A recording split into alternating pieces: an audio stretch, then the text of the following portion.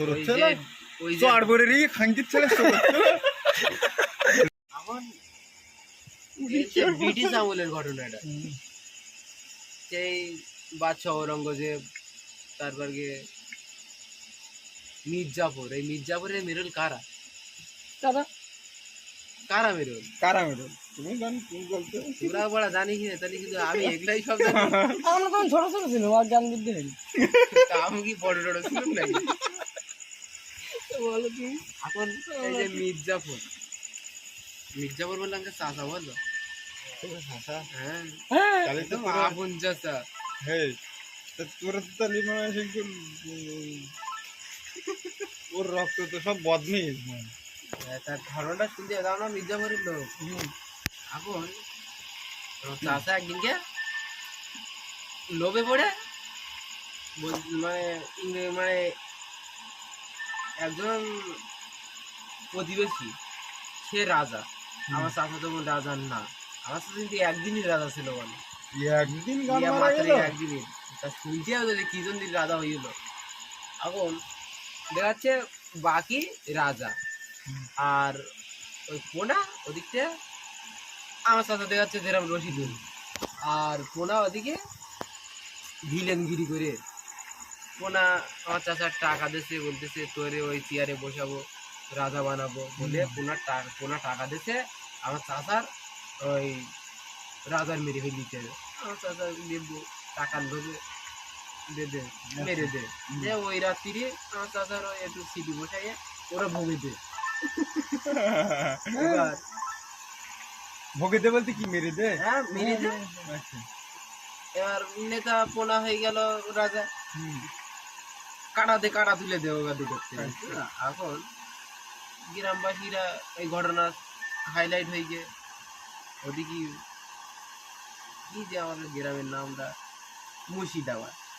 এখন মুর্শিদাবাদের পুরো এলাকাবাসী এই খবর যখন মারা দুটো লাশ পড়ে রইয়ে কিভাবে কি হয়ে সব ঘটনা সব শুনেছে বুঝেছে। এবার আমার গা বৃষ্টির উপরে পড়েছে আমটা। এবার আমার গা তো সারা গ্রাম লোক মিলিয়ে তাড়াইয়ে, আর দেখবা রাজার বাড়ির পাইতে একটা দিক রইয়ে বড় নদী, ওই রাজারা পারাপার করতো। তা আমরা গরিব মানুষ, আমার চাচার গিলি না নুরুলি শ্বশুর বাড়ি, আমার চাচার লোক দেখাই মেরে দিয়েছে। আর এই পলিটিক্সটা দেখো, আবার ওই প্ল্যান করে সারা গ্রামের লোক যখন আমার কাছে তাড়াচ্ছে, প্ল্যান করে ওই কোনা নেতা হয়ে যেত রাজা আমার গা আবার মানে ওরা আয়াতনের ডুবুইনে নে ওই বাড়ির পেছন দিয়ে ওই সাগরের উপর দিয়ে পার করতে। সাগর না নদী, তুমি তো ওই গাং হোক আর নদী হোক আর সাগর হোক, আমরা সেই ছোটবেলায় আইলাম তো ওরা অত আর মরিনি। আর ওই ওই মানে ওই রাজা আমার গায়ে ওই ঠেলে পার করে দিল। তা আমরা কিন্তু ভাসি কনে যাবো আমরা তো না না, এটা নৌকোকে তুলে দিয়ে পার করে দিল। না আগে এরকম হাঁড়ি গরিব মানুষ, ও তো রাজা রাজার যুগে হাড়ি দিতে দেবে নাকি? তাই তো বলছি ভুলভাল বুঝে বল। আমরা রাজার সাথে আসছি, আমরা হাড়ি দিয়ে আসছি নাকি? হ্যাঁ তাই তো আমি তো কি কর বলতে ও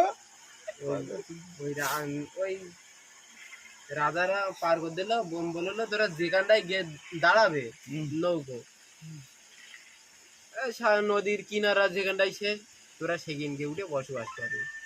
তা ও আসতে এই গান গানা এই গান গানা তখন ভালো রকম মতন ছিল তো খাল না, বড় গাং ছিল কিন্তু চর পড়েছিল। আর ওই ভাসতে ওই চর এসে আমরা বেঁধে গেলাম। মানে এক কথায় বলতে যেখানেই বাঁধবি সেখানেই গিয়ে বসবাস করবি, তাই তো? আগে টানে তোমরা এইখানেই আমরা এই চর এসে বেঁধে গেলাম। এখন বর্তমানে সব চর পড়ে সব জমি জায়গায় চাষবাস হচ্ছে।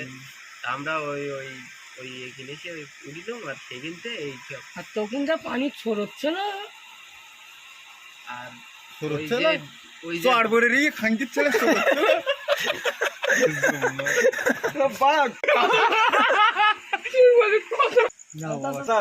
তোমরা পুরো কি একই টানে চলে এলি অত দূরের থেকে?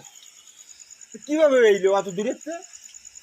ভাই তুই জানিস না সে নদীর স্রোত কিরকম স্রোত, গান গানের উপর দিয়ে স্রোত বয়ে যাচ্ছে, গাছের ওপর দিয়ে পানি মতন তা যাচ্ছে চাচা তখন ওই নদীতে বলতে কি রকম পানি ছিল? এই ভাই বোন কোথায় পানি তখন সব হেঁটে বেড়াচ্ছে সব